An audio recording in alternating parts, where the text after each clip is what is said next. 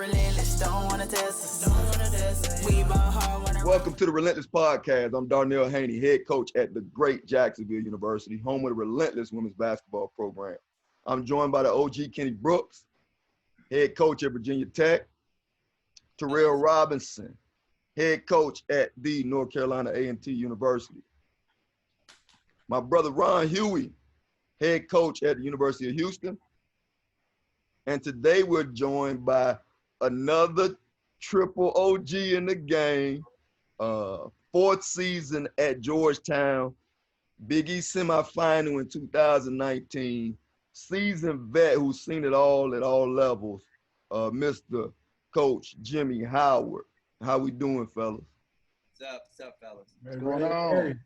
All right. Good. Now, Coach Howard, we'll start with you, man. You took over at Georgetown after being associate head coach for a couple seasons. Tell us about your journey as a whole, man, and what you learned over the years. I think my journey as a whole was really great. It's been over 35 years going into this year. Wow. Without a break. 35 straight years of coaching college basketball. It's been a blessing to start from the Division III ranks and get my first start at Georgetown. That's crazy. Mm-hmm. But I left Wesley College and went right to Georgetown with Coach Knapp in a position. And back then, I think a few of us might remember what restricted earning coaches was. You didn't have all of that. But we were able to put something together after that 1 year. But because we learned the game through networking back then, we worked camps in the summer times in other universities. So I built a rapport and relationship with Coach Weller, who's a Hall of Famer at the University of Maryland. And because I was working her camps and being her commissioner of her camps, I built that relationship to become her assistant coach the following year. So I left Georgetown to go into the ACC and coach at the University of Maryland. Had some good teams over there, and then was called upon by Debbie Tannehill over at George Mason, where I first met Kenny during those times. Great basketball in the CAA back then, very competitive conference, and then blessed to move on over to one of my best friends who's on my staff right now as my associate head coach to Howard University with Coach Nikki Reed Geckler. That really, gave me the background of the HBCU experience where the relationship with Coach Robinson came into play. So I think everybody on this screen, we connect in many different ways. And then I ended up eventually going down to Bethune-Cookman, the furthest I've ever gone from the DMV, because people had jokes that I probably coached at every institution in the DMV. But I head on down to Daytona, and I was blessed to meet you down there at that time because it gave me a little Southern twang and getting into Florida and getting that sunshine down there. But I think overall, I think I was blessed to be working under some great coaches that kind of helped build me. There was a lot of Hall of Fame coaches, a lot of successful coaches that talked about fundamentals. Fundamentals is something that, I still, lean on to this day. I think the game have changed a lot. I think a lot of times, kids are throwing the ball and they working on the oohs and ahs, but you still got to have the basic fundamentals of how you shoot, pass, and can you shoot, pass, and finish. And one of the things that I was big on as a player is not just taking the shot, but making the shot. You got a lot of shot takers, but you don't got the shot makers. So talent. I want to be able to. Yes, sir. Yes, sir. So I just want to be able to, continue to pass this on, of all the fundamentals. And we sitting in a room right now with a bunch of guys, Hughey down there, I've been knowing for a long time down at Houston, and all the other coaches here that teaches nothing but fundamentals. We grew up under the game. We were the trailblazers on the men's side of this game that came in when the salaries were low, but we still here. And that's what it's about. You know where your passion is, but your passion and why we're still in it because we are teaching coaches. And as long as we can continue to teach the game and raise young women up and put them in good positions, this Georgetown thing was perfect because it put me in a position to be able to give back to everyone in this local community where I grew up at. So it's been a blessing and it's been a journey to be able to, as you coming down and ending your career, you know, to being able to hopefully finish it where it all started in Washington, D.C. That's awesome. That's nice. That's nice, man. Now, Coach Howard, you touched on something that a lot of people talk about, but you've actually seen it. And I know, Coach Brooks, you've seen it a lot as well. The game evolving or changing, right? Over the past, let's say 10 years, right? What have you seen in the game that's changed? Now, we say the game has changed, but it is the fundamentals, right? And it hasn't changed as far as the fundamentals are concerned, but it's changed as far as how the game is approached by the players, by some of the coaches. Talk a little bit about that and how you saw the game change over the past couple years. Well, for me, I think, you know, when I was coming up, the fives were back to the back players. The fives now are stretch fives. Everyone wants to stretch the floor. Everyone has to be able to shoot the three. But I recall when I was coming up as a player, the coach always said the two is more of a high percentage shot than the three, but the three now is what we live off of. And, you know, sometimes do you want to take the short shot or do you want to take the long shot? So I think that have changed the game a little bit there. And then, you know, the 3-point line have really made this a very interesting type of game because we look at teams like the Golden State Warriors and we're now looking at Portland and like, what line is that? What line is that? Yeah, what line is that? What line is that? You're a foot across the half court and you're pulling it. You know, it's like we're in a whole nother league here. Right. You know, as veteran coaches, I'm a vet, but I don't know if I do find one that can take one step across the half, maybe. But you know, being a vet, we got to get a little closer. I need that high percentage shot to look a little bit better. Somebody was like, run him off the line. I'm like, what line? What line at? All day long, and you're right, D. I think the game is now we're in a lot of 5-out, but we're playing pro style. We're in a lot of ball screen actions. We're in a lot of reads. We're in stuff like that. I think that's how we have changed in a way from kids are now playing more AAU and the camps are now gone. And back then, the camps were there. So every station that we remember, there was the dribbling station, the ball handling station, the passing station, the shooting station. All those stations were your fundamentals. So you jump from camp to camp all summer long, learning the fundamentals. But it just didn't help the players, it helped the coaches because we as young coaches jumped from camp to camp.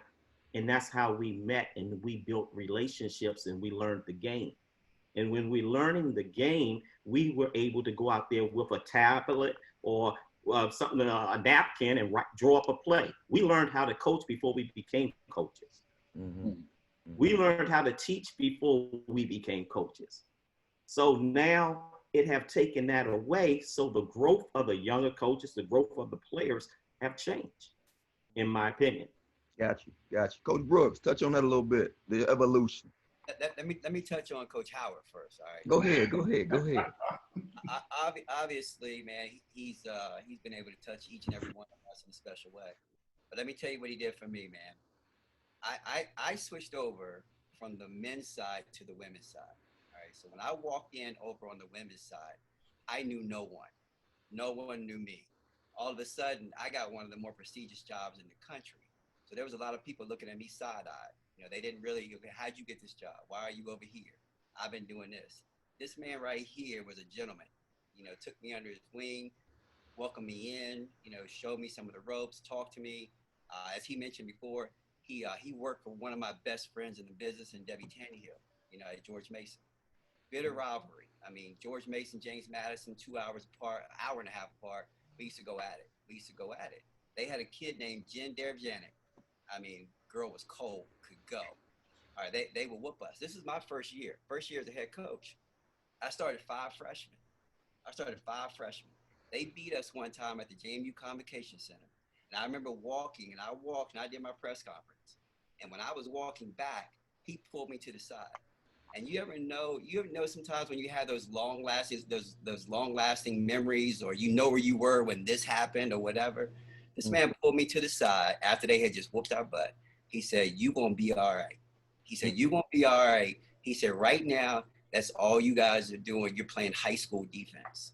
All right, I'm a first year head coach. And he said, "You're just playing high school defense." And that stuck with me to this day. And to this day, every day in practice, we do shell drill. We do shell drill because Jimmy told me that we were playing high school defense and I needed to get it better. Absolutely. And he wasn't telling me because he was making fun of me. He was telling me because he was helping me. And to this day, man, to this day, we have practice today. We did shell drill. Oh, really? Every day. Defense today. That's not too. I didn't say I liked it. I said we did it. Right? but I'm serious, man. That to this day, man. Every time I look at this man, you know, there's gratitude, you know, because that's awesome. He didn't have to. That's awesome. He didn't have to, and he's had a lasting memory on me. Something that I will always do every day. Shell drills. That's a good dude right there, man. Good dude. Man, that's so awesome. Nice. And I tell you, he hit it right on the head, man. He hit it right on the head. You know, the game is changing, and me as a head coach, you know, I don't want to be a dinosaur, so we got to evolve. You got to evolve. You know, you got to watch, you got to learn, you got to see what these kids are doing, what they want to do. You know, that affects you in the recruiting process. If you running a dinosaur offense and they want to get out in the spread, they're not coming to your spot.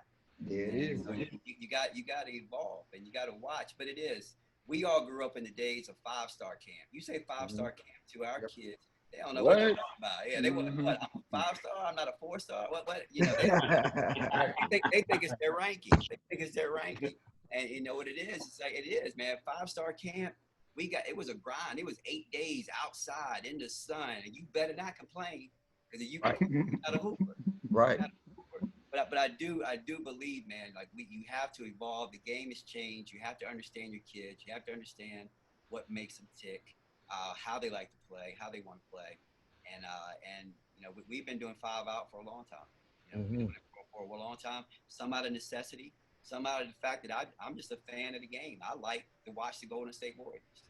You know, I like to watch that spread and do some stuff. So we implement a lot of that into our offenses and see what the kids can do. And I tell you what you can't do. You can't sell these females short if they can't come off of a screen and you know, turn around and shoot a shot. Exactly. You know, exactly. And we teach it. So that's all in the evolution of us as coaches, which will eventually go into the evolution of the kids and how they play. You know what? You touched on something big there. And I talked to my staff about this, and I talked to a lot of people about this. Moving shooters, right? Shooters off, you know, women shooting off staggers, women shooting flares, moving shooters, right? For a long time, like I feel, and personally I feel this way, like elite shooters can shoot off stagger. They can turn around on a dime, run off the baseline, turn around on a dime, catch and shoot. Elite, right? I was guilty of limiting some of my shooters to being like catch and shoot shooters, right? Because they weren't gonna be able to elevate. I thought they weren't gonna be able to elevate and get shots off or whatever the case may be. But like you just said, we have to learn to evolve. You know, they're getting more athletic. You know what I mean? They're dunking, they're doing all kind of things. So just being able to incorporate that into their game. You watch a WNBA game. I watch, what's her name from UConn? The kid from, I just was talking about it. The one that played for Seattle? Stewie. Oh, so I watched Stewie go from half court to the rim in one dribble. Like, that's unheard of. 80 to 90% of dudes 6'5" plus can't do that. Hey, and coming off of ACL. Right. So, like you said, the game is evolving, the game is changing, man, and I think we can't limit them. Right? We gotta limit some of them, not all of them. No question. No question. Yeah. One of my best saying is everything ain't for everybody. No question.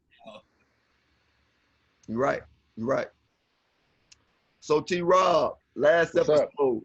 now we know you're a defensive guy. You guys hang your hat on what you guys do defensively. Last episode, you talked about how you love to take things away from other teams defensively. You guys hang your hat on that. Talk to us a little bit about that, and you have some clips for us today that you're gonna show us. Yeah. As I mentioned, we like to dictate, on the defensive end. The levels that I've been able to coach, we haven't been blessed with, tremendous talent in terms of offensively, and you got to find a way to create your offense, and that's, there's no excuse in playing defense. And our system, which I think, you can be fast, slow, any type of body style, body shape, but but as long as you want to defend, you'll fit in our system. Our system is, I think is organized chaos. It's the coaching me, like I hate letting people run their plays, so I watch a lot of film. I watch film like I'm an assistant coach, when it's my scout, and I try to figure out how to take them out of it just to disrupt, how to, like, if the team had the dominant ball handlers or point guard, how can I mess with them? How can I get them out of their sync? You know what I'm saying? So I'm gonna show you guys a little bit of stuff as far as my thought process and some of the points of emphasis that we teach. I hope you guys can gain something from it. Now, let me see. All right, I think I got this. All right, now D, if I got, okay, can y'all see that? I see it. Yeah, I see it. Yes. Damn it, man. I got it done. I text you. I told you I had this thing figured out. I knew you would have it. Share. I knew you would have it. I'm not going to do you like Kenny Brooks and tell you to, to put my, say what? I didn't know that was an option. All right, so look, so the first thing, I got 23 clips, man, but I promise you probably won't take another 3 minutes. My man. Kenny Hughey, us head coaches, man, we hate watching that damn, how long is this shit gonna be? You know what I'm saying? How long is it gonna be? Just give me the bare minimum. Man, I'm gonna be very quick, man. So the first thing that we always talk about is taking away the pass or screening action, right? Mm-hmm. So this first clip right here, against the University of Miami. So you see, like, one of the things we talk about, and we talked about this last time, was guarding the ball. You got to have, great on-ball defenders in order to be a really good defensive team. But for us, we're not saying get on the ball and hawk the ball. We use 2 C's. We say contain and contest, right? Stay in front of them and contest their shot or contest their pass. So here's an example of that. Being a great defensive team, you have to communicate. So you have right here, young lady Leon Hill calling out the screen. And if there's a screen in action immediately, we know to adjust our feet. We're not letting them use that screen. So we're doing what we call icing the on ball right now. In order to be a great defensive team, also your position on the floor is so important. So I want you to check out our young women. This here, you will see every clip I show you. If you're one pass away, you better have a hand in the passing lane, right? And then you better be, on this, what we call this lane line, which she should be, if this kid wasn't a shooter, she would be on the midline. So anyways, do a good job of keeping her on one side of the floor, right? We're denying that pass. And then right now, when she picks up her dribble and gets ready to pass the ball, we talked about containing and contesting. She contests this pass, gets a deflection, and gets a steal. Next clip. Hey, look, you guys let me know when you're getting bored, man. I'll cut this off.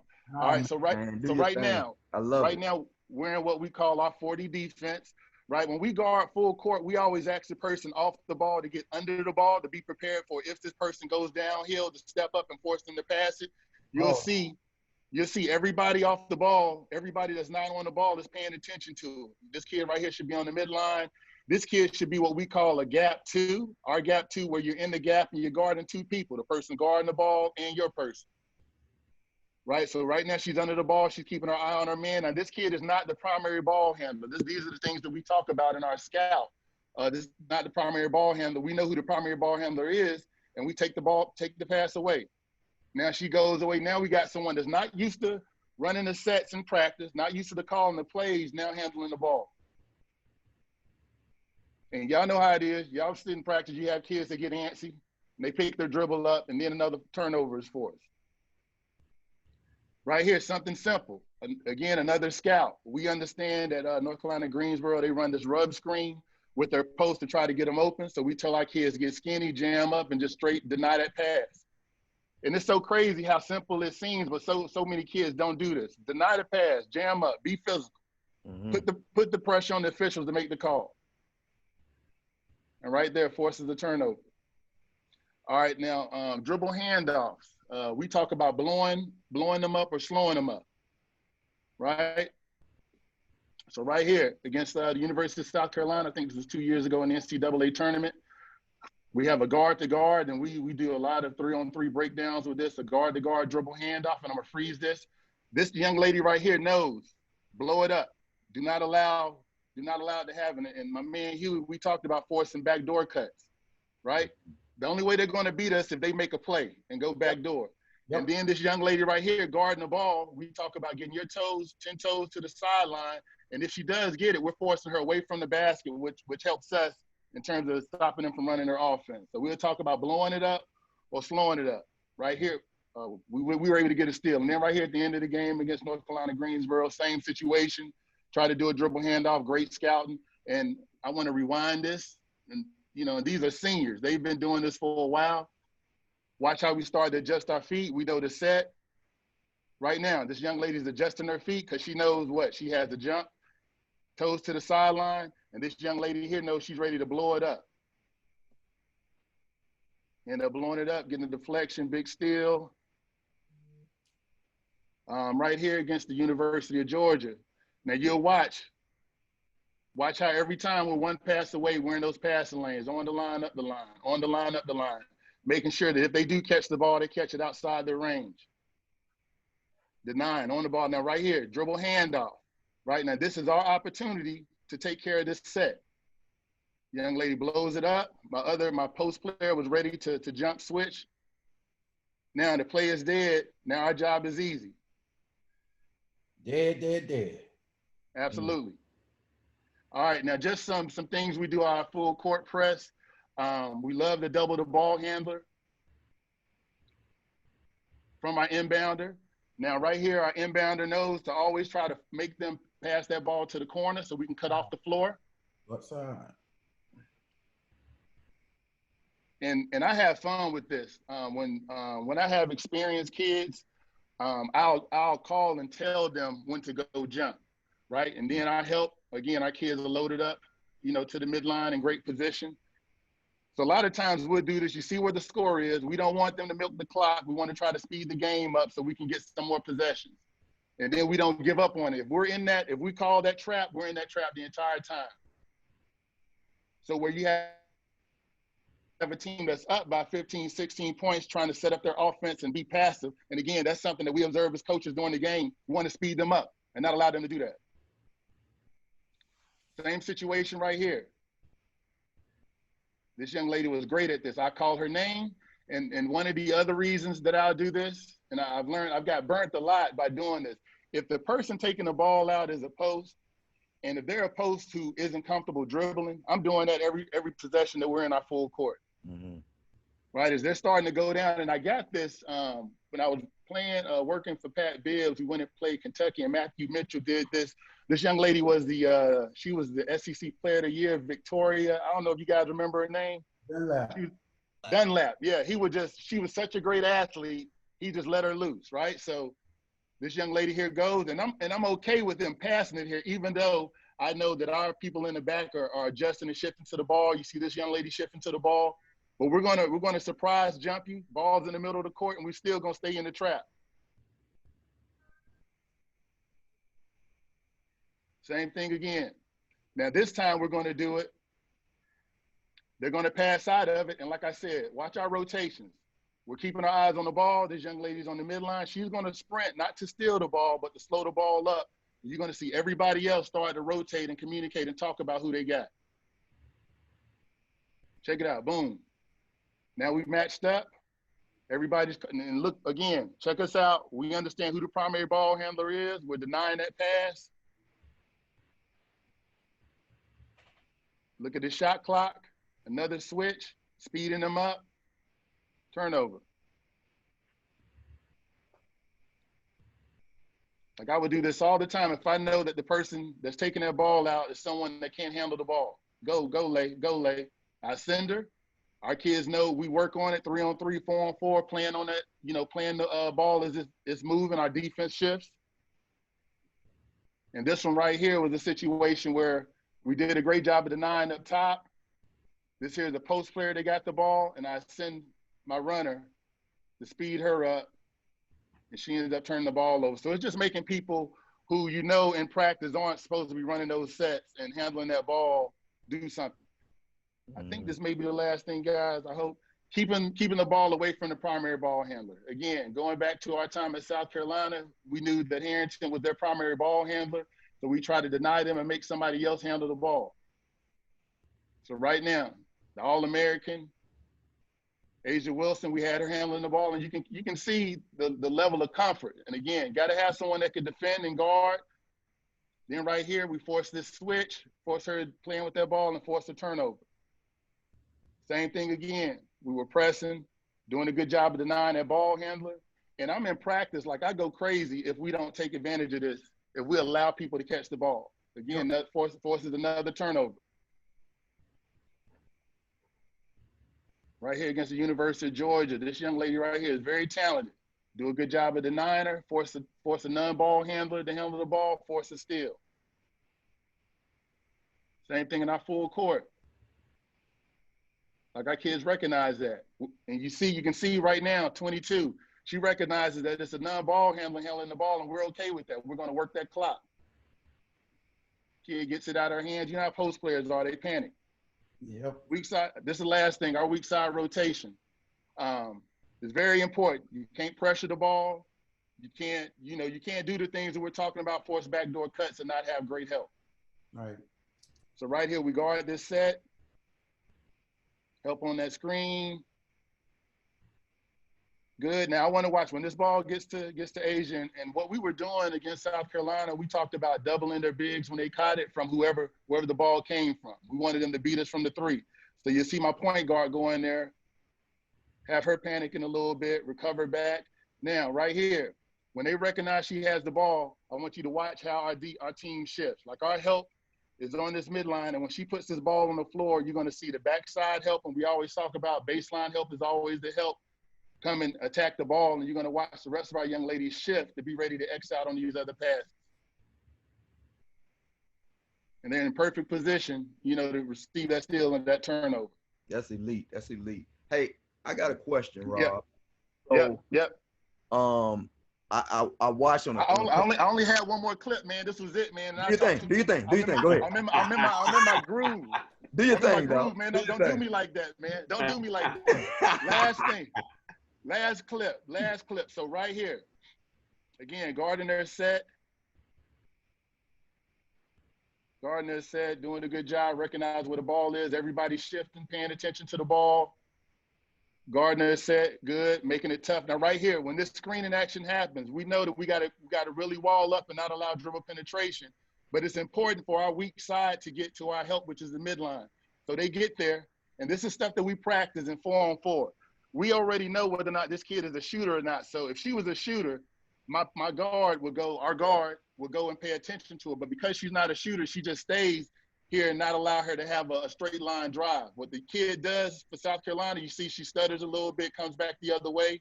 This is something I tell our kids always not to do. Don't dribble back where you just got the ball, right? Spacing. So what happens? We're able to poke that out and get a breakout layup.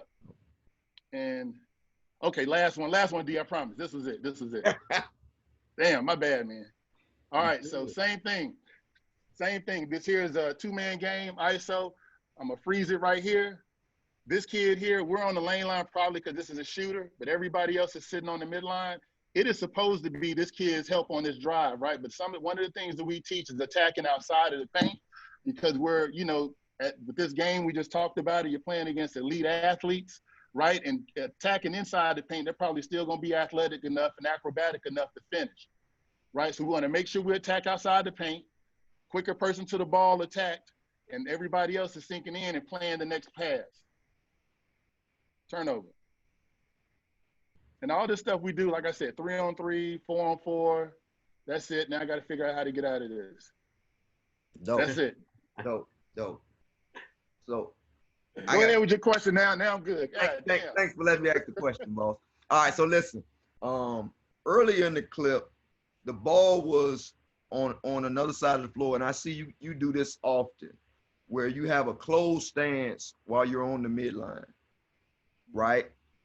Talk to us a little bit about why you do a closed stance on the midline, and because I think I know why you do it, but and how that benefits you and what you guys do defensively. Well, we were doing this prior to the new rules, and I think we just benefit from it now. Mm-hmm. A lot of our kids that transfer from different programs, and obviously get taught in high school, they're taught to be flat, but for us, we feel like being in that position, you're already in a denial position of your person that you're guarding, right? So if they try to face cut, all you're doing is stepping up or down where our primary help is, which is the midline or the lane line, right? And you're not impeding, you're not moving that foot and giving the officials the time to call that foul. And as I was talking about before, you see all our kids, they're in that arm bar up, deny position. Like we drill it, if you don't do it, there's repercussions for it. Mm-hmm. I'm not saying it's running, but it's repercussions for it. You know what I'm saying? Right. But that's what we do. That's what we pride ourselves in, and that's how we build our foundation. Like, what is our help before we get into how we attack different actions. Got you. Well coached, man. Well coached. Yeah. Can I add something to that stance? Go ahead, man. Go ahead, coach. No, the other thing, we do it for the same reason Terrell talked about, but the other thing, we want our kids to be in a runner stance. They already got their foot back. So again, if they need to sprint and take a ball to the corner, take a ball to the wing, take a ball up top, they're already in the position where they can take off and run. Being flat, they got to try to turn their body, get there, all that kind of stuff. We're already in there, and we teaching them what the guys already do all the time. The first time I did a practice here at Houston, I said, put your head on the swivel. They all looked at me like, what? They're looking for a swivel. Exactly. So now we just say, put that chin on that shoulder, and you can be able to see both. You can see everything, all that kind of stuff, so they can be able to get out from there. But we're in a closed stance, and we say A to the ball all day long. A to the ball, A to the ball, A to the ball, meaning ass to the ball. And they know it, and they tell each other, you better get there, you better get there, you better get there. Because that closed stance is valuable to us. Mm-hmm. Absolutely. I love it.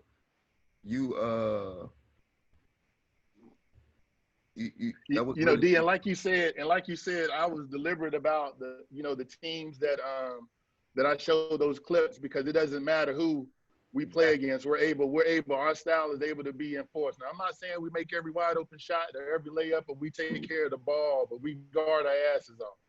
I love it. Exactly. Coach Brooks. And you up? Yeah, we up. We up. So hey, don't mess my stuff up, man. You crazy.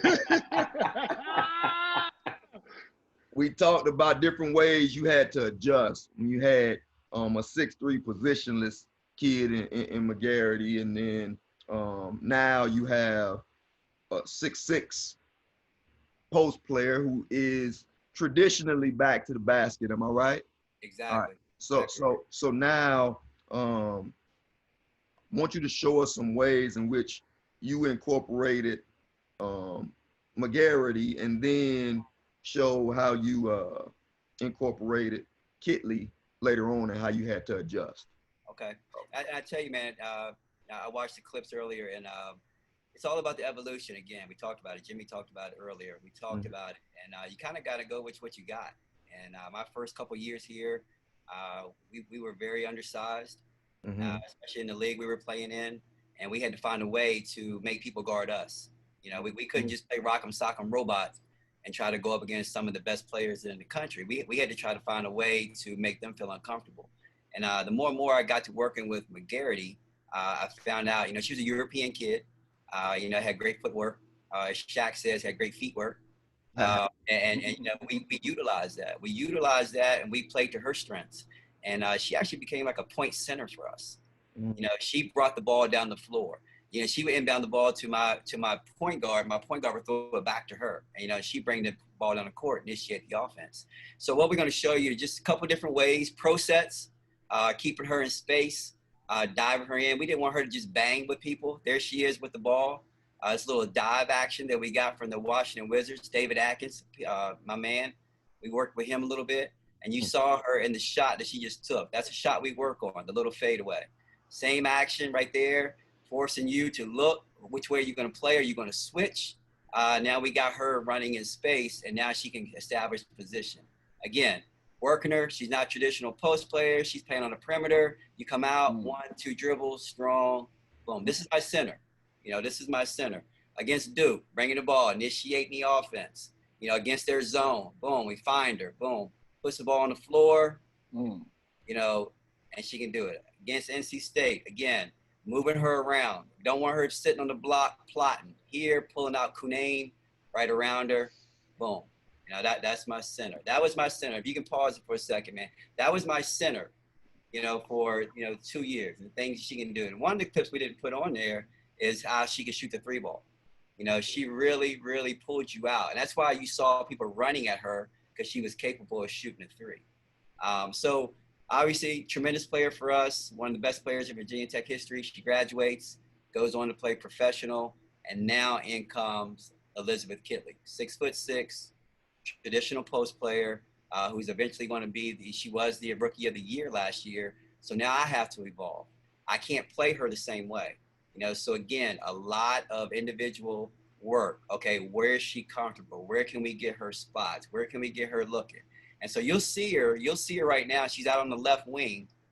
We don't want to just always plot her. We'll kind of move her around so then she can establish herself. All right, so the clip goes, like all this stuff right here is nonsense. Freeze it for me, D. Like all this stuff right here is nonsense. We want to see what Terrell and Hughey, what they're going to do. Like, all that stuff right there, that's nonsense. That's nonsense. We are watching, okay, are they switching? How are they going to play this? They calling out my play. All right. You know, and now we're going to go at it. We'll run dummy plays in the beginning to see how if you're going to be switching. We got her, traditional post player, here, but strong, 6'6", okay? Again, now, okay, different kind of system we're playing against. We're going to put her right on that block. Traditional post player, she gets doubled, she gets tripled. Here, establish, boom, step through. Oh, wow. Patience. Wow. Patience. Again, here we go against Louisville. This is something we've added to our game. Boom. If you can you rewind that, D, at all? No? What we want to do, we worked on this. Okay. Now she's playing against a kid from Louisville who was the ACC Defensive Player of the Year. Okay. We went down, I think I said this in one of our first meetings. We went down and we worked on this shot. So I said, you're going to be able to get this shot. You're going to be able to get this shot. And we worked on it. We go to Louisville. She drops 19 and 10 on the kid. Actually plays for the Liberty now. I forget her name right now. Shook. Yeah, Shook. All right, so we worked on these shots. So now she's catching, and I told her, I don't want you to bang all day, every day. You got to have some stuff in space. I can't have you falling down and getting beaten up the whole game. So some stuff you have to be finesse. She turns, she faces, keeps the ball high, boom, beautiful touch, bam.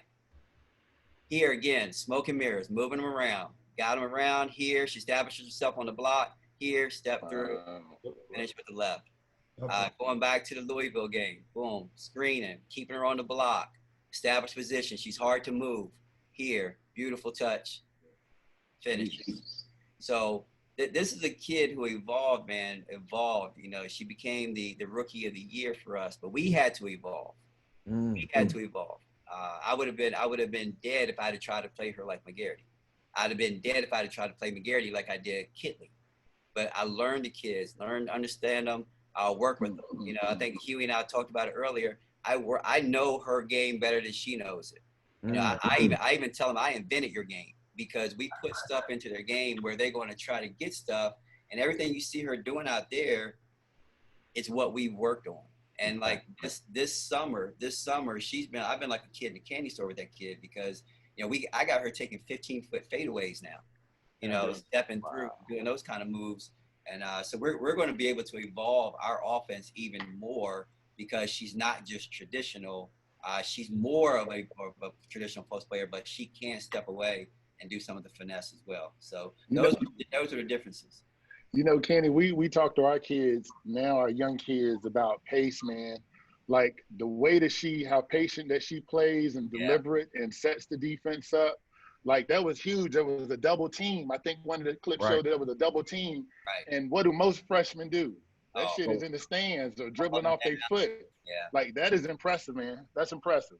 This kid is talented, man. She's the most talented post player I've ever coached. And she she's just turned, she's 18 years old. She should be a senior in high school. You know, like get this is what you call the luck of the draw. This kid, her dad was a star for Wake Forest. Her dad was Wake Forest. They live 2 hours from here. And oh wow! We ended up getting her. And she was 17 when we got her. If she could have had one more year in high school. If this kid had one more year in high school, I wouldn't have been able to touch her. Wow. Yeah, Jimmy would have been playing against her. She was playing UConn. Yeah, UConn. So, but that's the luck of the draw. But those are the things. That's how we utilize our kids from an offense, and we take a lot of that stuff, and we try to use the defense against you. You know? But another thing I loved about it, just from watching y'all synergy, is all the hard cuts that those guards made coming off of her, off of those screens. Even if she didn't get them or whatever case, they made it so realistic that they were getting the basketball that it opens up a lot of floor and spacing for her. That's what we tell our kids in practice. Everybody's cut has a meaning. Yep. You know, you can't just jaw. You can't be Randy Moss. You remember Randy Moss wasn't getting the ball and he was just jaw. No, you got to run. You got to run. You got to cut hard, because your cut is going to set up her getting open, because somebody else has to do something else. And we tell them that. We tell them that. That's why you're cutting. Don't cut to cut. Cut for a purpose. Yeah. Exactly. Love it. Love it. Huge. Man. That's dope. That's dope. Coach Hughey, you guys, and you touched on it a little bit earlier, but you guys also hang your hat on what you guys do on the defensive end, man. And, you love to run a jump similar to Coach Robinson. Show us some ways that you incorporate the run a jump in your program. I got it, man. I'm pulling up the screen now. Again, y'all can see that. Unlike Rob, man, I got about 60 clips, but I ain't gonna try to. Hey, this is one of those PowerPoints. I told you I had a lot of time on my hands. Wow. Look, I had some defensive clips. I just didn't show them. There you go. There you go. But, you know, you can see right here real quick why we press, you know, what we want to emphasize. We go through all of it, man. I just put all this together as a training for my kids. But we start out with the one-man traps, and we have all the drills that we go to build up as well. But our one-man traps, we always want to have an opportunity just to put pressure on the basketball. And that's all we're trying to do with one-man traps. And that's just solely it. So if I can get a chance just to show you real quick, one-man trap is we're going to guard the ball hard all the way up the floor. We're trying to reach and touch it every time. That hand is going to be out there, and we're going to do something on it every single time. No matter where, it's going to be 94 feet. You're going to come up all the way in guard. You're trying to touch the basketball. You want 3 turns in the backcourt, or you want to run and get in their face and stand. That hand's going to always be out there. And we have to explain to the refs at the beginning of the game, we're not touching them. We're reaching for the basketball.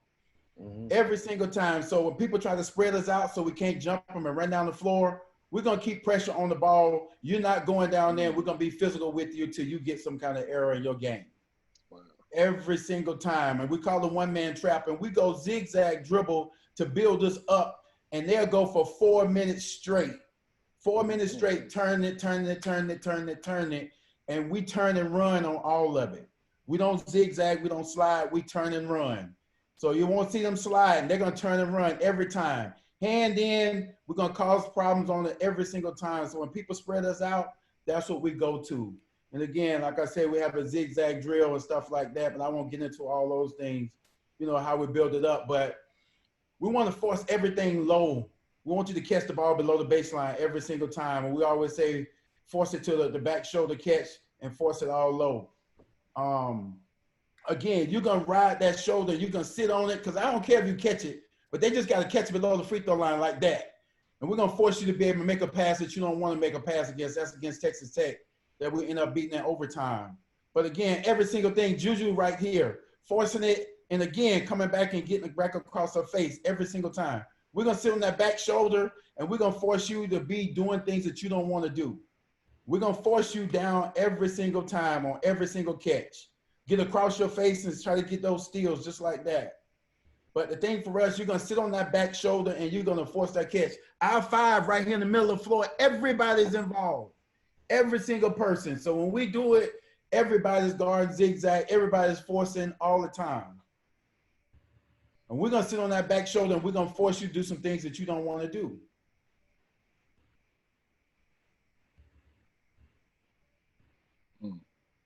And they, you know, when they start all that, people just started doing everything. But again, another way we call it press one-on-one. We start out one-on-one just like that back shoulder. You force them down and we get into it. It's like Bob Huggins said, you want to trick them into doing what you want them to do every time, but they think they're doing different things. But we're just doing zigzag every time. I don't care how many times you do it. I don't care if we do it 80 times, but you're going to get it. Again, with us forcing to the short side, like Rob was talking about, we want to always force to the short side every single time. And my kid Momo is best at it right here. See her get the tip. She had one of those a game. Yeah, one of those a game every single time. Forcing people to do that because we want to force the ball to the short side every single time. So she knows as soon as the ball goes through the hole, she's jumping at it, forcing it to the short side. When we say trap the speed dribbler, the only thing we want to do is say, if you see the back of their head, go. I don't care, no ifs, ands, or buts. Everybody else is going to rotate after that. So for us, again, seeing this here is, see the back of her head, just go get it. Go get it every single time. Go get it every single time and get the trap. The first thing we want to do in that trap is get their hands up. See the back of her head, go and get it. It don't matter. Everybody else rotate, deny. You always, you know, a trapper, 2 interceptors, and 1 that got the basket. People try to spread us out, run down the floor. It don't matter. We get you in the speed dribble, we coming. Every single time, rotate up, and we coming to get it every single time. You can try to spread us out all you want to, 1-man trap. We wait, you think we gone, we coming to get it. Every single time, just like that. That's against BC. This Cincinnati in conference. So again, they try to do this, spread us out, get into the speed dribble. Now they try to hesitate, and now we just get the floor. And again, kids have to be athletic and use their athleticism, and that's what we do. We want to put fire on the ball as much as possible as we can, force it to the short side again, get it to a post player, she's guarding. Now get her in the speed dribble. Now look at her pushing off because she knows it's coming. And it's been there all game. This against Cal. We ended up losing this game by 1 point at that play's first game of the year. But she thought she could be able to slow us down, and we just took it out of her hands right there. Because again, the first thing about the trap is we want to get hands high, belly up, foul with your lower body. We don't care where it goes down the floor. It could go all the way down here. We're going to come and get it. My post player did a great job of getting in front, and she took it from and still scored. But again, it's the thing that we do every single time, and we're not slowing down. We're coming every time. It don't matter who it is. You see the back of the head, you coming, high hands right there, take it from them. A lot of people don't like for you to try to get steals in the trap. We don't mind. I don't mind. You could get you one. Again, see the back of her head, especially the turn. They're going to do all kind of stuff and fall over. But again, that's the game we beat Texas Tech. But again, and we work on that again with our mirror drill +1 every single time, every day. And I just talk about this because we put this person, this 1 in a speed dribble, and this 1X right here have to sprint as fast as she can to get in front of her, get her chest all the way in front, And this 2 or whoever it is, they got to sprint and come right here. And we got to close the trap up. We got to close the trap up, and we call that our mirror drill +1 and how we work on it. Hey, Hughey, I got a question. A few more. So our interceptors in our passing game. So again, we just want them to understand you just have to go. I don't care. Just go. Just go. Now we deny it. Watch this run from her. Just go and go get it. Go get it. Just go and get it. We get this, and now here we force players to come out in a situation to where they think they can throw it over us because, again, everybody's eyes is on the ball. We got denied. Now she's going to come and throw it. Look at that run that she made. And we go attack the passing lanes like crazy. And I tell them, I don't care if they miss. Just go. Just go, because we're going to get majority of them every single time. Just go and get them. Here it is right here. We don't have a whole lot of pressure because this is my kid right here, Dorian, who's not the fastest. But again, now we're getting them here. Now watch the play that she makes. Back here because we have pressure on the ball. Because again, we just want to put you in a panic each and every time down the floor. Each and every single time down the floor. It doesn't matter. Here's my 5 player who's getting ready to rotate out the hole. She see that one, she got to go. It doesn't matter. And we work on it every single day with all of them going to get it every single time. All of them got to rotate and be able to cover everybody. Come off the ball, go and get it. Sometimes they make it so easy for us. Watch this player right here. Just watch her seeing her arm go back. When you see him doing that, everybody just opened up and come off the ball. Because again, another thing, we want to have the opportunity to attack all passing lanes. But again, man, this thing is 60-something. It's 60-something long, man. So that's all I got, man. Good stuff. Good stuff. Now, Coach Brooks, I know you had a question. I got 2 questions for you. All right. If you played against Terrell, how many turnovers would there be in the game? Would either one of y'all get to 30?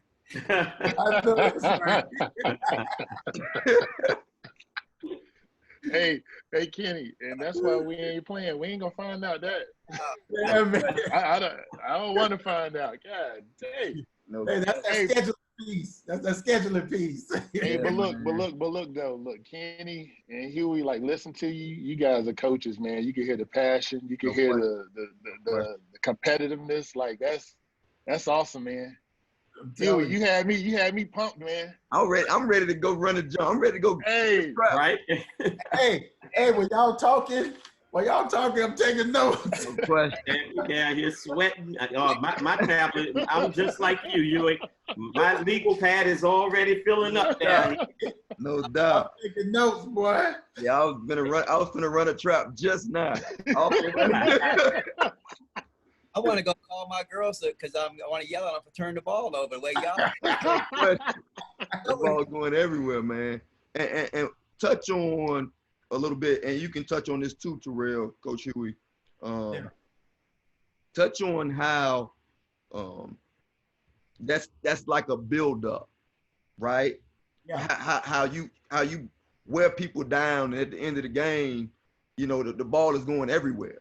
You know what I mean? Because they're tired and they can't last with you. Talk about that a little bit. You know, for us, it starts in scouting.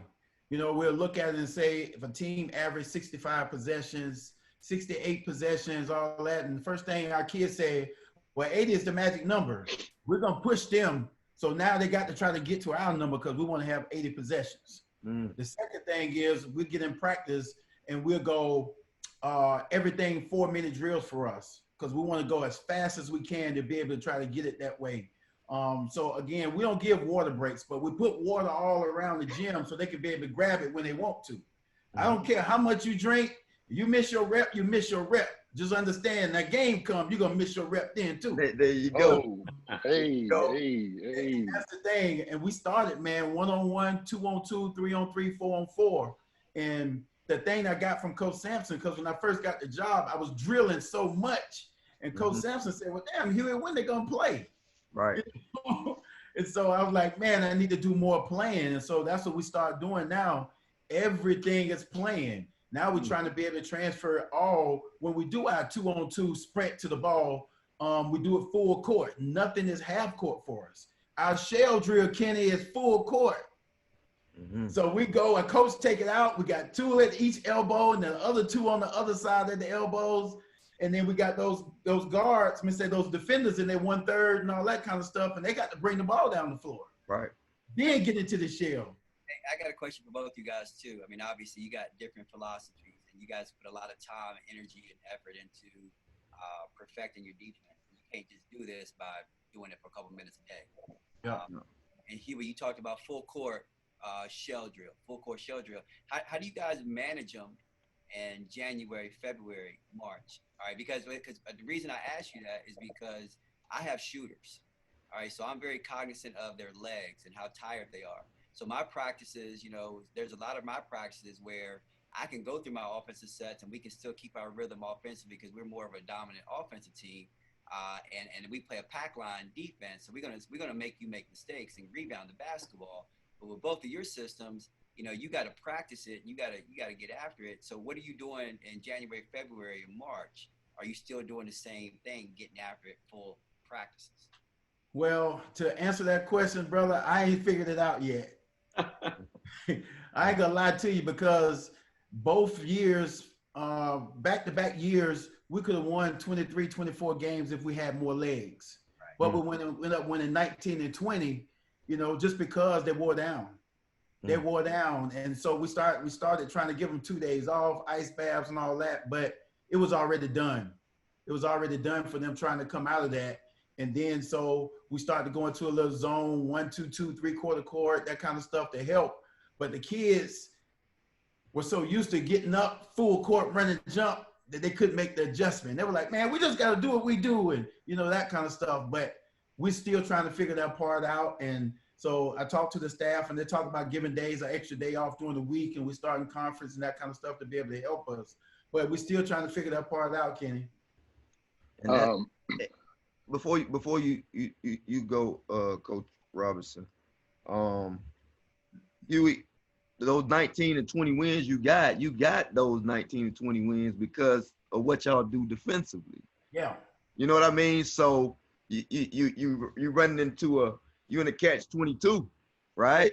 Because you're getting those wins because you causing havoc defensively, right? And with what you guys have built up to, and then if you try to turn them down, January, February, now you can't. Now you got to compete with other teams offensively, right? And that's a challenge. I can see that as being a challenge, a big time challenge going late into the season.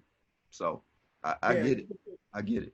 We have them hung up on that 80 possessions, 80 or more, 80 or more, 80 or more. And then we start coming out there 71, 73, and losing by 2, losing by 4, that kind of stuff. And so they were like, we just got to get back to our 80, that kind of stuff. And so, but we still start to fall short even when we got to the 80 because shots start to fall short. The other thing, we were getting to the free throw line over 25, 30 times a game. Now we were still getting there, but couldn't knock them down because, again, legs start to go.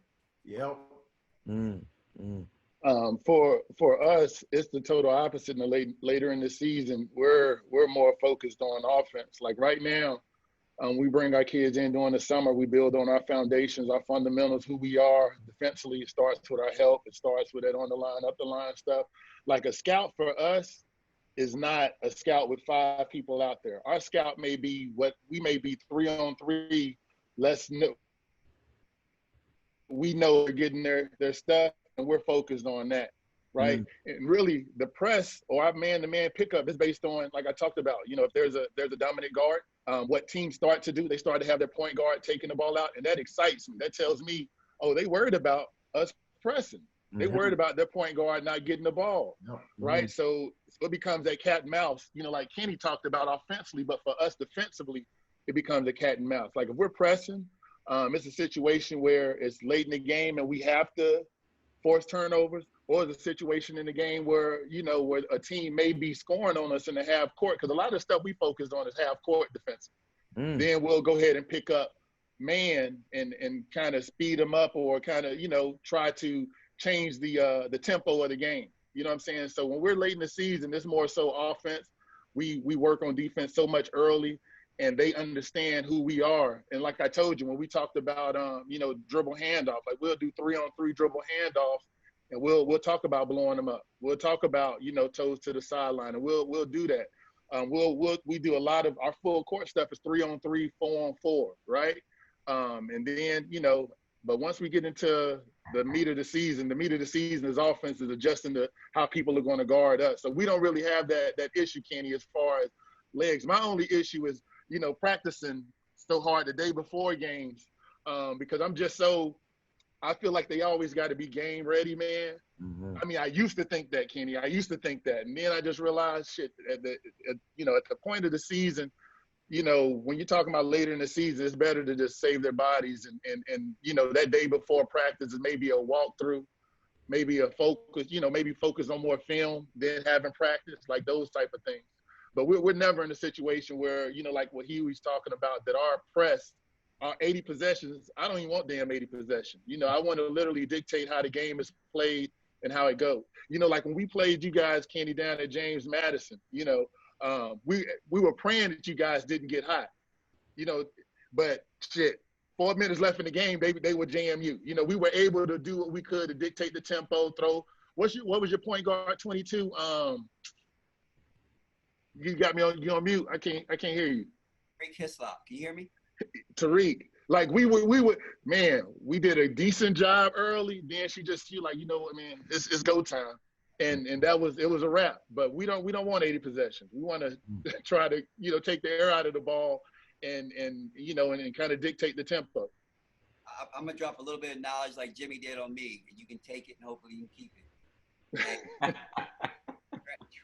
Train their brain just as much as you do their body during the end of that year. And sometimes it's a walkthrough.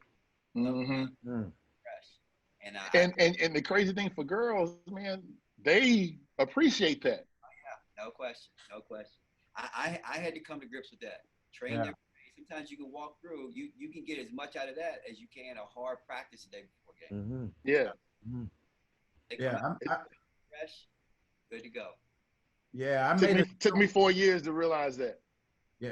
I made a deal with them because I said, how long do y'all want to practice? They said, we don't want to practice all long. I said, well, you do what I ask you to do, will be an hour 30, hour 40 minutes. Just go as fast as you can, try to get it right, be relentless.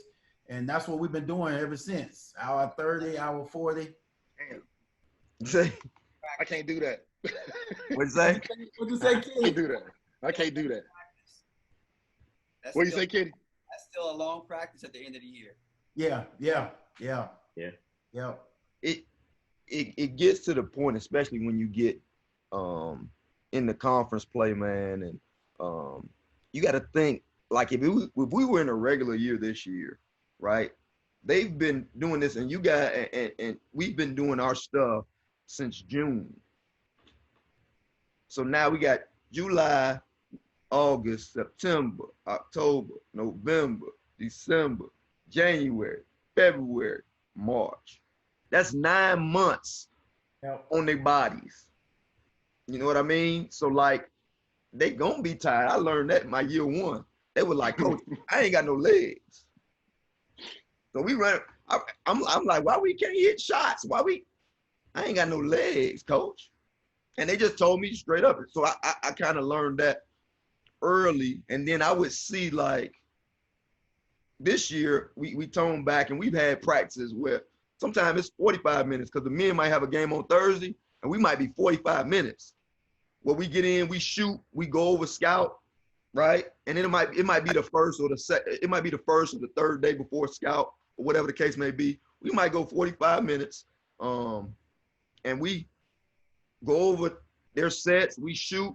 We know what we're going to do defensively. We know what we're going to do offensively. You know what I mean? We just go over the little tweaks that we can take away, and then we out of there. And then what happens is they come back, and in the games, I'm seeing them flying down the floor while the other teams ain't flying no more. You know what I mean? So, like, I'm with you, Coach Brooks, and I'm with you guys, man. You get to the point where you try to train them so much, man. You try to get them so ready. And you got to remember, you've been getting them ready since June. You know what I mean? And with the that's real. With the addition of Like before, we couldn't touch the kids in the summer. Now you can touch them in the summertime, right? You got 4 hours of basketball with them in the summertime. Like they're tired physically, but I think they're more tired mentally toward the end of the season. And I think that's the biggest piece, man, to it all. So those were great stuff, man, from all three of you guys, man. It's just great stuff, and it's great for me, so I can, you know, I'm always trying to learn. I'm always trying to grow, man. That closed stance is huge, because you guys are gonna see some of my clips when I show it to you later, where, you know, I blow a gasket with my post players. They coming across the post, and they can't. The other post players coming across the post, and they can't swim to get in front. You know what I mean? Like, you stuck behind because you solid, and you doing high school defense, right, Coach Howard? Right? You play high school defense. You coming across the lane, and you getting stuck behind. Next thing you know, she's trying to put you in the basket. So it's been good stuff. So Coach Howard, yes. I heard you did a clinic in the DMV, buddy. It was fire, right? Talked about a lot of your special situation stuff, baseline outs, sideline outs. Talk to us a little bit about those, man. And today, this is a special edition, guy. We'll go to midnight if need be. I got practice at 6 in the morning. We'll go to midnight if we need to. But talk a little bit about what you got, what you do. I'm gonna be honest. I think when I got the call from you, and you were saying try to get a clip or so, I don't have 30. I got one good solid one. And we're gonna get out here. We're gonna figure out what's going on with this election, you know, and what's going on with Biden. But I'm gonna give you just one good one. Okay. But what I'm gonna do is I'm gonna try to share the diagram first, and then I'm gonna show you a clip of, you know, trying to put it together. But what we will see, and I'm gonna share my screen. Let's see what we got here for this stuff. Move y'all down here. Just bear with me for a second. Y'all still there? Y'all can still see me and everything? Oh, yeah. I'm with you, yeah. Cool. Okay, here we go. All right, what I'm going to do here is open this up. Now, off of this set, what we try to do is try to take out the kid who's taking it out is your least best shooter, okay, out of the 1 and the 2. We want your 1 or your 2. She could interchange. She could be the person that's coming off if she's your best shooter, but she has to set it up. We want our 4s and 5s. 5s usually start inside on the top, and the 4 is inside, but we want to stack them there. And if that one player falls asleep, we're going to automatically slip to the basket for an easy layup on that left side. Mm-hmm. But she's going to take her down, walk her down some, and then she's going to come off of this. As she comes off of this, same thing as a lot of you guys said, we teach catch and shoot off of this. So that inside pivot, get it up. If they trailing it, and we want to set that screen higher, so if they're trailing it, we're looking to attack, but you got a problem because the 2-player defensive player is right there for the jam. So what you're going to catch is that catch and shoot coming out first and foremost. Once that action happens and that pass comes in, 2 is going far away. The 5 is going to set that little inside screen for a banana cut pretty much for the 4. We prefer our 4s and 5s to both be stretch players. They can shoot the 3. The only way this is going to work, they both have to be able to knock down the 3. When the 1 catches it and that banana cut comes into play, the 5 now is going to open back to the ball. What you're going to get, you could get, if the defense stays inside to try to jam the 5, we're going to get the 4 who's going to be able to catch it and shoot that 3 ball. When you get to see the clip, you'll see what I'm talking about, but we are saying for purposes right now, the 4 now is getting that entry pass, okay? If the 4 gets the entry pass, we got a quick duck in by the 5. So we got high-low, 4-5 low. So that's there. If the 5 do not get the ball and she's 1001, 1002, she got to get out of there because of 3 seconds. She has to get to the left block. That's what we would ask from her. 4 doesn't have a shot, we want to get into a dribble handoff. Same thing that Terrell was saying off the read. They like to jam, come up, body up on that, not allow that. If we read that, that 3 slides back door, now we bring that 2 up, and we get that handoff coming with the 2 action. We want to use either the 2 or the 3 to attack if it's a switch. If that switch occurs, when the 3 sets that pass, we want that 3 player coming off of that. If she can turn that corner, she's lane line. She gets lane line, she got mid-range pull. I'm old school. If I can't get all the way downhill, I got to be able to read that block is there. You got to be able to get into that catch and shoot right there off that elbow. If not, we kick it to the 1 on this, and the 3 is going to go, and she's going to screen the 5. Our 3s are bigger 3s. They 5, 10, 6 foot type of 3s. So when she sets that screen for the 5, we're going to bring the 5 up thinking she's a shooter. We're going to roll the 3 back, and we're going to try to put her in a triangle. Take down this. Okay, what you got here, I'm going to pause it so you can see how we line up. You see the 4 and the 5 right here, what we were seeing. They're on the elbows high. 5 is 22, 4 is there. Guard, we don't want her as low, but for this game, we were trying to flatten Providence a little bit lower. 3 players started in the corner. We had the 2 taking it out of bounds. Now, as we come off, she sets her play up. Now, she's late. Remember what I said, this kid right here had to be a walk-on. She was a walk-on for us this year. We ran into a lot of different problems. When I graduated, Deanna, Dorothy, and Michaela, they have 5,000 points. We struggled. Taylor Bonds didn't pan out early on, but she came off for us the 5th year out of Memphis. But that's a shot. You're already trailing, and most of you got shooters come out of there. I can run it this year because I got better shooters. She comes out there, first option, plays over with. Should be a 3 ball, should be a 2, catch and shoot. Nothing's there. 2's coming in, out of bounds, 3 rising. This kid didn't run it all the way right because the 4 should be at the 3-point line. We all want spacing. By having spacing, you would see how number 22 to 5 now is going to be open on the duck end. Mm-hmm. So she's open right now. Now, keep telling my guys, we train our eyes to look where first? Inside. If your shot is not there, your second look is inside. So 22 have her numbers to the ball. You're seeing her number. Post players definitely playing behind. Now, with more spacing, this kid should be outside the 3. If Providence know that she can't shoot, they're going to sit down on that post like they're doing, right? But if they come up, if she's a shooter, it's going to open up the duck end even wider. So we practice that 4-5 pass inside. All shooters within that triangle. What do we get off of it? Now here comes the dribble handoff. Now on this, the 5 should have been out to the left block, right? Mm-hmm. But off the read, she decides that she stays. Handoff come, we kick.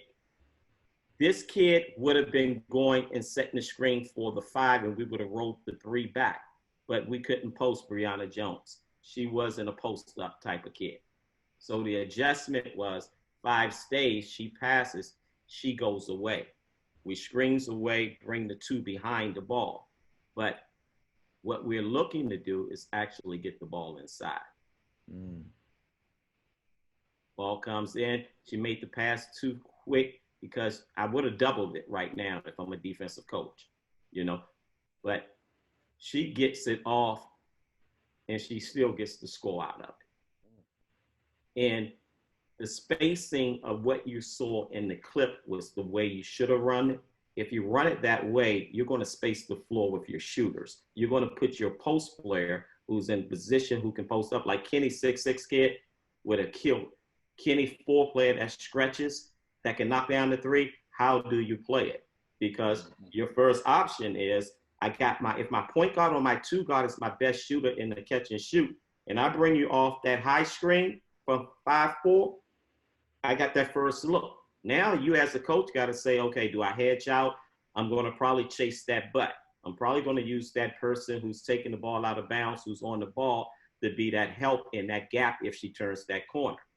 Then I'm probably going to say, okay, now with that 5-4 screen and they're banana cutting it, I'm probably going to switch it. That's exactly what we want. Because if you have a scoring point post player, you switch it, I got that mismatch inside. Big post, if they look to trap it, we're kicking out, I still have the floor space. Dribble handoff action, if Terrell would body up off of it, then we're going to send you automatic backdoor, lift that back person coming out the corner and get that handoff and get downhill quicker. So the space is the biggest thing that I try to teach. But in running sideline OBs, slobs and blobs underneath and stuff like that, it's about putting your best people in the scoring positions. Wherever those people on your team and who they may be is the key to everything that you do. The second thing is how we set up screens. The third thing, screening. Because if you don't know how to run off of a screen, you got post players moving, they jumping, moving screens. If your guards don't know how to set them up, take them down, come off, be ready in a catch and shoot, and that's drilled every day of shots before practice, of what all the things that we get out of our offenses, those are shots before practice. So you have that 30-minute, and we call it, we try to do it like it's your ABCs pretty much. And if you have your ABCs of your 30 minutes of work that you put in every day, that's shooting, form shooting, that's catch and shooting, that's quick ball handling, and then that's shots out of offenses. So we get that in, and we have managers, and you can knock that stuff out. So muscle memory wise. So when we get to this stuff, they already know coming off a stagger, coming off a little inside screen, that inside foot there, being able to get that shot up, because it could be 2 seconds on the clock, and it could be you down 3 and you got to get a 3-point shot off. That screen got to be there. Your walk down got to be there. That 5 got to be able to pop and lift and shoot that 3. So that's what we try to do in just the one that I showed you. But we run a lot of different actions just because being old school, I like Terrell, Kenny, and Hughey all said, I like watching film myself. I like to see what you are doing, and I like to try to capitalize off of that. I try not to be what you might see on film when you're scouting is not what you're going to see in the game. I switch up a lot of stuff to come back to it maybe later. So, you know, the set might look totally different because we know that you're some of the smartest coaches in the world, and every coach likes to build their scouting reports off of what they see. You know, and I want to always keep you guessing. Got it. So, couple things. I got a question about the last statement you made. You want to, you know, if I watch you on film tonight, I may see something different tomorrow. Now, listen, you're at Georgetown now. You know, it's Georgetown. So you just got to make sure you're on P's and Q's. Hey, look, and defensively, with baseline out of bounds and sideline out of bounds, like I tell our kids, especially sideline out of bounds, like if you watch teams go through their sideline out of bounds, and if I see, like, you know how they're lazy, they don't run the set, they just think they're just going to pass the ball in. Like, I emphasize to my point guard, you better D their ass up. You better not, and we'll get 2-3 steals a game for layups, just because teams are half-assing when they sideline out of bounds because they think you're just gonna let them get it in. Like, I go crazy.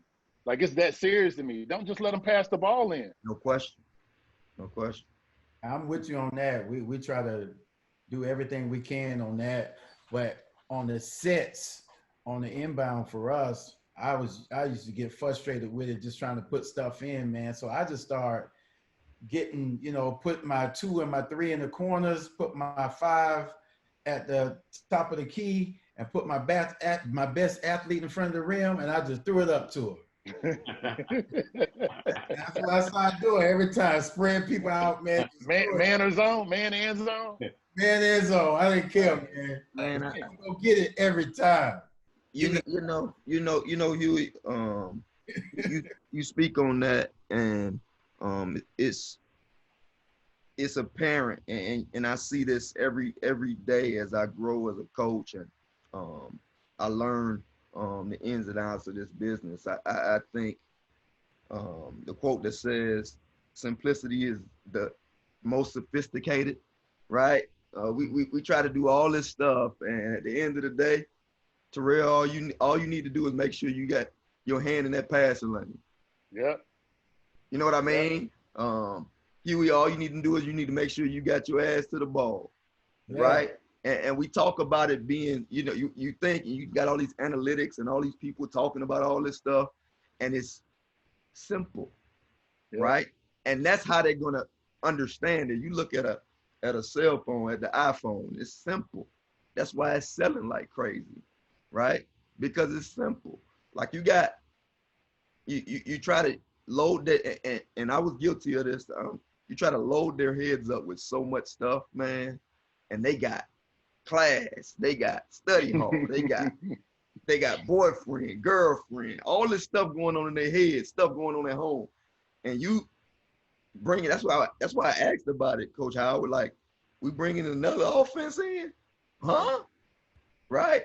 We doing this. I think simplicity is the most sophisticated, and I've learned that over this time, man. Just one of the things I get asked a lot about is our zone offense, because in Florida, we're athletic, right? As a whole, always talk about this, and one of the things that we talk about a lot is we want to do this first. We got to get a stop, right? We got to get a stop, a steal, a rebound. We got to stop them so that we can get out and be in open space and play freely in what we're good at, right? So we want to get a stop, and then we want to beat the zone down the floor. So here we're playing against Liberty. Now this is what I'm talking about, Coach Robinson. You see this right here? Mm-hmm. Came across the lane because she wasn't in the closed stance, and now we got a big joker sitting on you in the post, and it can be barbecue chicken in there, right? So we don't want that. So we need to make sure that we are we solid there. But in any event, they getting it and they're out. What we teach is we don't have spot. We usually play a lot of 4-guard stuff. If you play a 4, you got to be able to play any of the 4 spots in our offense. So we teach get to the spots in transition. So right here,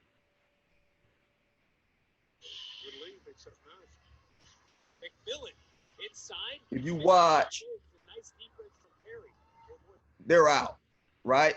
Get into the spot. She needs to get a little deep. She needs to get deeper to the corner, and this kid right here needs to get to the corner. But what happens is, because we on the run, we can get downhill quickly because everybody's trying to get back. So our job is to get downhill as quick as possible so that we can get a score in transition. That's what we want. We don't want to set up against a set defense.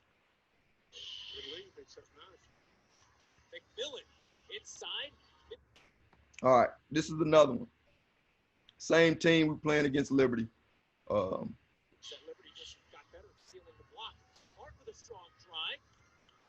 They're out.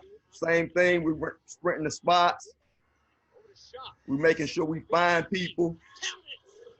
We on the run, we ready to let it fly, right? Especially with this one right here, Mariah Bates, she shot the crap out of the ball. So we want to make sure she can hit shots. So we want to spread you and get down as early as possible to see if we can get some open lanes before you can set up your defense. Here, we're playing against Mercer. Mercer tried to triangle into us. We had 2 kids that can score pretty well.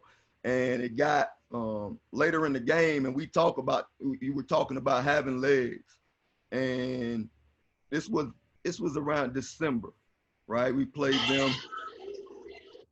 Kind of loud. Let me turn this down.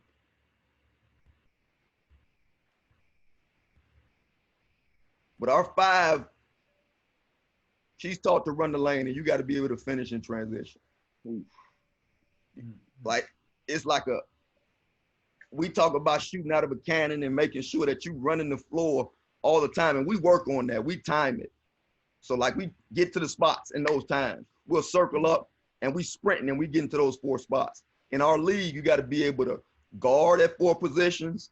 And if you can't play or make a play in any of those positions, and you're not super big or super athletic, then they're not going to guard you offensively, right? So we got to make sure that everybody can make a play and everybody is sprinting to create space for us offensively.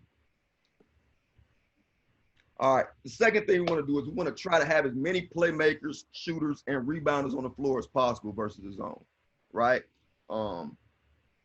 I know I've been guilty of having a great zone offense, but the person that catch the ball in the middle of the zone ain't a playmaker, right? So she catching in the middle of the zone, she ain't doing nothing but either spitting it out or she turn around, she don't know what to do, right? What we want to do is we want to make sure that we got playmakers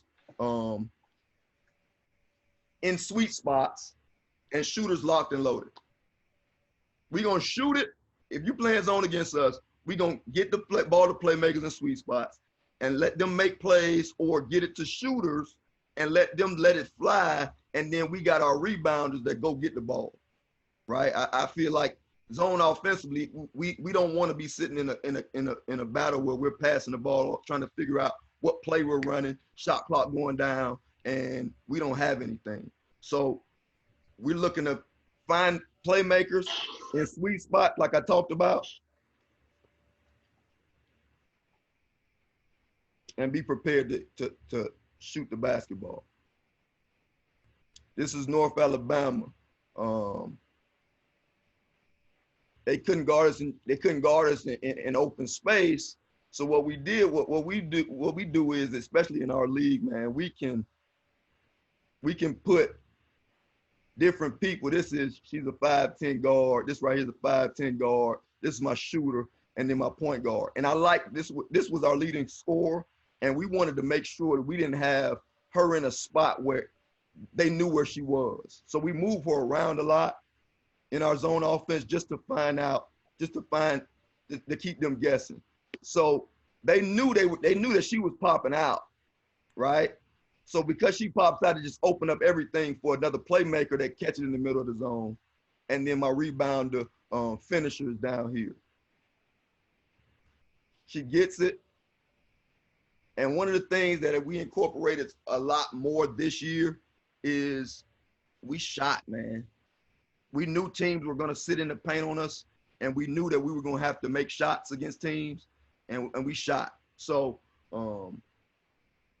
this kid right here, she went from a 28% three-point shooter. She shot 36% from the 3 this year, just because we shot the ball a lot more in practice. On Wednesday, see our games are Saturday, Monday when we get into conference play. So Wednesday is individual workout day. We do individual workouts throughout the season on a Wednesday because we feel like we're a development program. We're not going to get them ready-made, right? So we have to develop them over the course of the year, and it ain't going to just be one development session during the week. It's going to be something that we do. We're going to develop them in like 20-minute sessions along the week, but then we'll have a 1-hour session where everybody goes in on Wednesday and you get individual development on that Wednesday.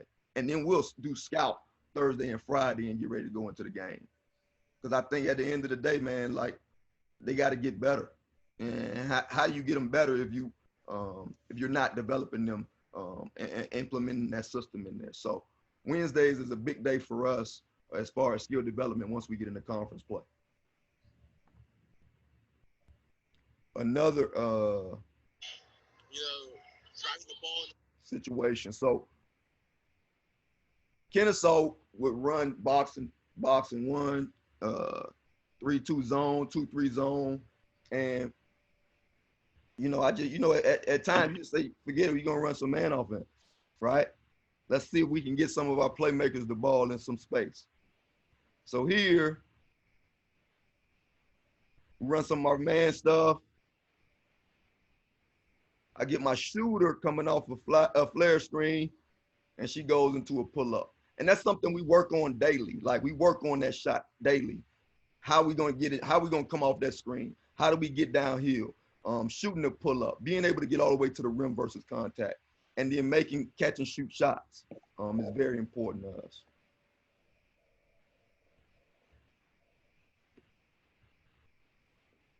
Again, we talk about getting the ball to playmakers. Right here is another all-conference kid, Jazz Brown. We get the ball to her, she's going to draw attention because she's second team all-conference. Everybody's on her, and she can make a play there. So we were able to get the ball to her in the high post, and it's not a dinosaur catching in the high post, and she's able to make a play and get us a layup versus North Florida in the zone.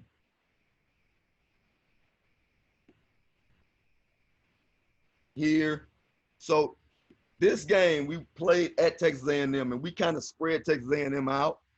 So the game before this, so Florida State came in and said they just gonna zone us, right? We was able to get downhill on Texas A&M a little bit, so they said they're just gonna zone us, and their size bothered us a little bit, but it's the same deal no matter who you playing against. You got to be able to create space.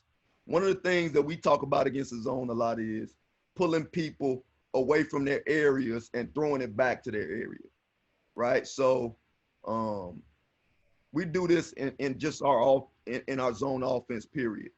So I like to pull those guards out of their areas and throw it back to make the defense shift. So now we got different avenues. I don't like the fact that she turned her back on that, but we got different avenues. This right here is a threat. She's looking to play.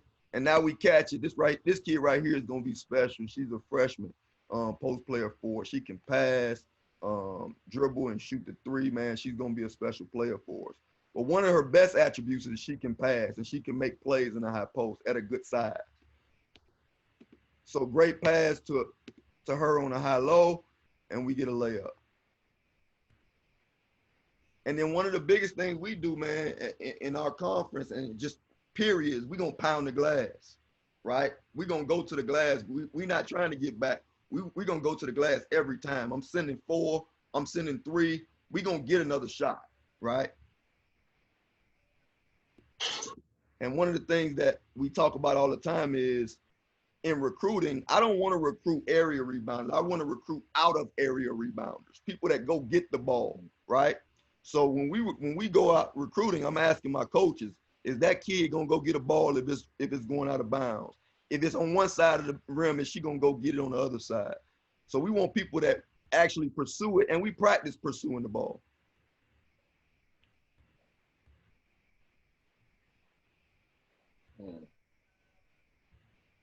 And they got a little Haney swag with them, you see me, right? But in any event, again, this kid right here, Erin Wilson, she's a freshman. She's going to be special as well. That's her that's Shalonda on the out of area rebound again. And then I got my freshman to get in there and mix it up. And she's going to go finish, right? So pounding the glass versus those teams that try to sit back and pack that paint on us is a big piece to what we do. So we're going to make sure we get the ball to playmakers in sweet spots. We're going to shoot the ball with our shooters, and we're going to pound the glass, man. But first thing we're going to do is we're going to try to beat the zone down. We're going to try to beat the zone down, try to get a great shot for us. If we don't get that, then we go and try to get the ball to those playmakers in those sweet spots, man, and play basketball. I think zone offense is where the playmakers make their money, right? You can draw up stuff against man, and everybody goes against man, but sometimes when players see zone, they go crazy. right? They don't know what to do. And I think just teaching them how to play in a zone, against the zone and playing freely within that, I just think helps them and improves their game tremendously. A lot of stuff we do some stuff very similar, and we will try to spread you out and make you play. You think you play in zone, but we kind of make you play man to man. Right. And now you match up with us a little bit, and then we start taking advantage where all of a sudden I'll send my point guard Taj Cole through to the corner, and then Big running out there trying to guard her, and now she's creating havoc because she's inside, and as you talked about, playmakers and picking apart the zone. You know, so that was good stuff. That was good stuff. Appreciate it. Yeah. And that's one of the hardest things to teach, you know, because I can tell you, man, my first 3 years, you know, we made it to the semifinals and we were up and teams went zone, and we just, I mean, we lost the game. You know, we couldn't make the adjustments. We couldn't make the right reads. You know, we had enough talent per se where you didn't want to guard us one-on-one. Right. So people just sit back and like, all right, athletes, think the game now.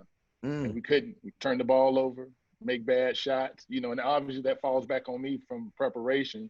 But I can tell you, like, I've gotten a lot better, you know, in the last maybe 3 or 4 years against the zone, because, I mean, it comes down to that. When you talk about that chess, you know, match, you know, you got to be prepared for those type of adjustments. Yeah, that's the first thing people do against us with the dribble drive. Yep. And guard y'all coming down here. Right. We don't want no parts of it. And it goes on, man. And, you know, we shot the ball well for 2 years, and then last year we struggled like crazy. So we were just used to line up in a 1-3-1, and I was like, just go play. We would just shoot them out. You know, just go play, shoot them out. But we didn't do well at all last year against the zone, so we got to get better at it as well. Mike Bradbury, double overtime game at our place. We up 4, 2 minutes to go, and we lost by 4 because they went 2-3 zone on us. Yeah. And you think you go over a lot of options and your actions versus man to man, and you do that first and most, right? And then if your kids don't know how to play in the zone, again, it goes back to Coach Howard, what you talked about. It don't matter what we know. Yeah.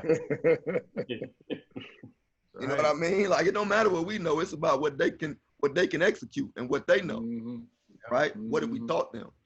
You know what? The best thing you said though, man, we do this a lot too. We shoot a lot in practice. You know, when we start practice, we're shooting. We call it Princeton shooting. You know, both ends, we're shooting. And we do position split. We're shooting. Now when we break it down and we start running our offenses, which we, you know, our mad scientist selves are coming up with all these offenses, and now taking it to that place you want to get it to, you got kids who can shoot it. That's it. Bottom line. Get them out. Get them out the zone. Shoot them out the zone. Like, you got to guard me now, right? Like you talked about, Hughey. Them people had to guard you, right? Yeah. So now you got to come out and guard me. Now I'm getting to the free throw line, and I'm hitting shots, and I'm getting to the rim. So what you gonna do now? Now you in we're gonna guard you 94 feet, and you in the running. My kids feel disrespected when you go zone now. They're like, "What? You what you doing?" Love it. Well, good guys. This was probably our best one yet. Coach Hughey, this was a great suggestion, man. I really think this was awesome. We got to do more of it, man. I know you got more PowerPoints for it. You got PowerPoint for it. I know you got it. Coach Howard, man, thank you so much for being on, man. Yeah. The wisdom is powerful, man. And it's like, you know, back in Miami, they got, you know, the old heads be under the tree, man. I just go sit down and listen to the old heads under that tree, man, because they have seen it before, right? And they know, right? And they know the mistakes. They've had the triumphs, and you've been through it all, man. And I salute you, man, for just being an awesome coach, an awesome father, an awesome man, man. I salute you tremendously, man. Thank you. Coach Brooks, as always. Coach Rob, as always, man. Thank you, guys. Coach Hughey, thank you so much for this. This was awesome, man. If you guys need anything, just let me know.